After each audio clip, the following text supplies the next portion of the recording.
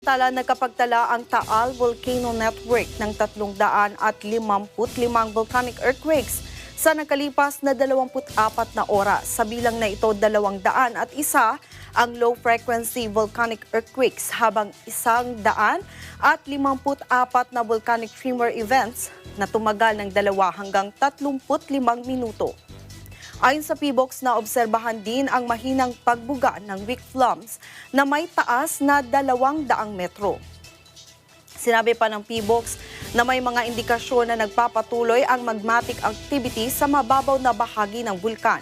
Namamalagi ang Alert Level 2 sa Bulkang Taal at mahigpit pa rin ipinagbabawal ang pagpasok sa Taal Volcano Island, lalo sa bisinidad ng main crater at sa daang Castilla Fissure. Samantala, nagkapagtala naman ang Bulusan Volcano Network ng